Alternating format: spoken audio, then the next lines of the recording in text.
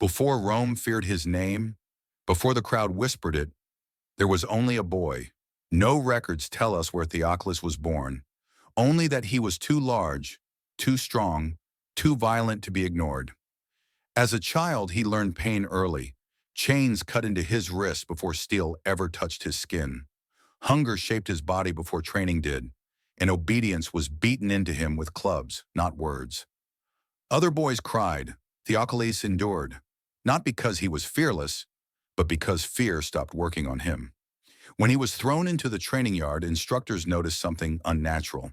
He didn't flinch, didn't hesitate, didn't ask why. When struck, he didn't recoil. He stared back. That was the first warning. The arena did not teach Theokoles finesse. It hardened him. Wooden swords shattered against his arms.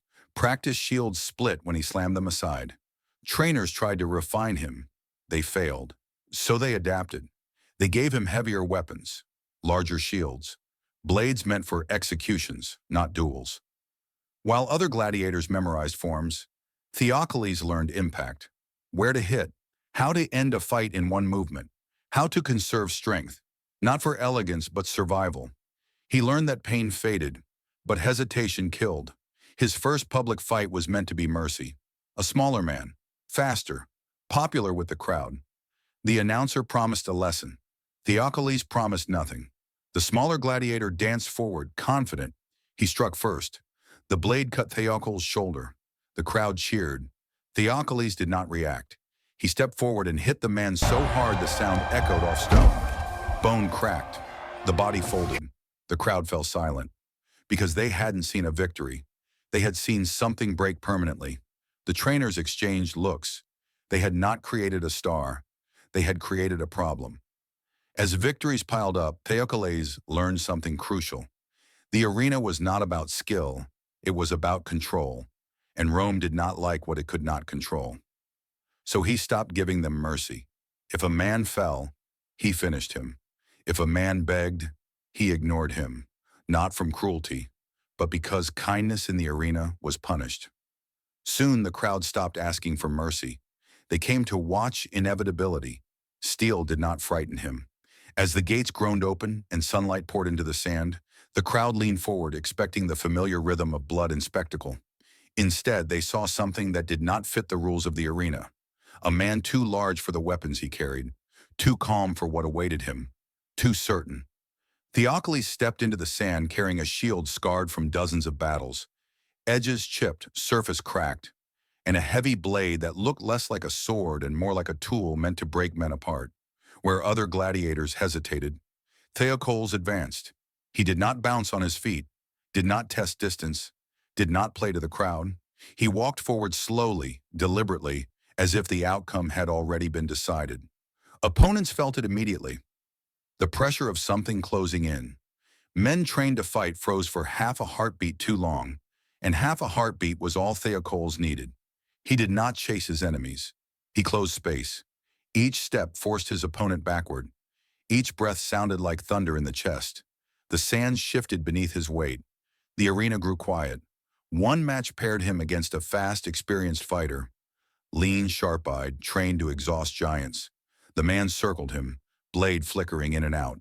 Strike, retreat, strike again. Steel cut into Theokoles' arm, then his thigh. Blood spilled into the sand. The crowd murmured, waiting for the giant to slow, waiting for panic. It never came. Theokoles absorbed the cuts, watched the man's breathing, waited. And when the fighter stepped in one moment too close, Theokoles swung once. Not wildly, not desperately. Once. The shield shattered.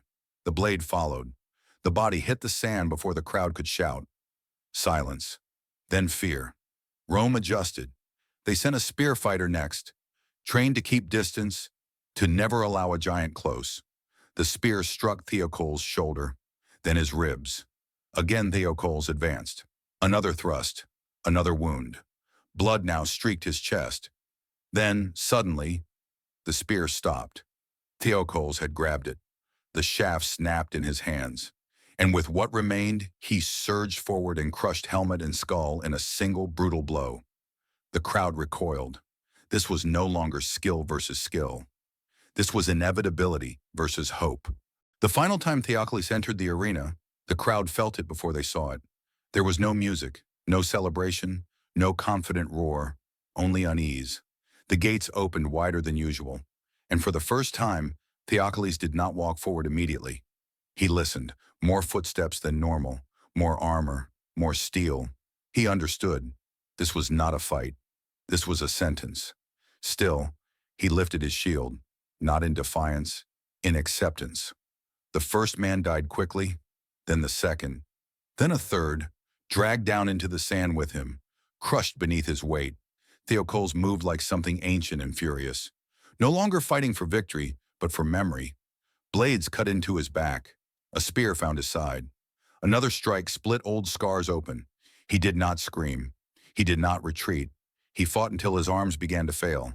When the sword slipped from his hand, he used the shield. When the shield shattered, he used his fists. And when his fists slowed, he used his body.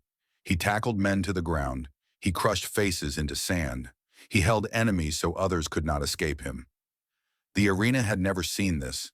This wasn't combat, it was containment. Eventually, even giants fall. Not suddenly, not cleanly. Theokoles sank to one knee, then both. The sand beneath him darkened. The sun burned overhead, uncaring. The crowd did not cheer. They did not chant. They watched in silence as Rome finished what it had started. And when it was over, no man stepped forward to claim the kill. No champion raised his weapon. No name was announced. Because Rome understood something dangerous. You do not glorify the man you feared. So the records were vague, the details blurred, the ending unfinished. History would later ask, who killed Theokoles? And Rome would have no answer. Not Spartacus, not Crixus, not one hero, not one blade. Because that truth was worse. Rome needed many men to kill one, and even then, it did not feel like victory. They called him born of the gods. But the truth is darker. Theokoles was not immortal. He was simply too powerful to be allowed a fair death. And that is why his story survived. Not because he won, but because he forced an empire to abandon its rules. If Rome had faced Theokoles alone, would the arena still be standing today?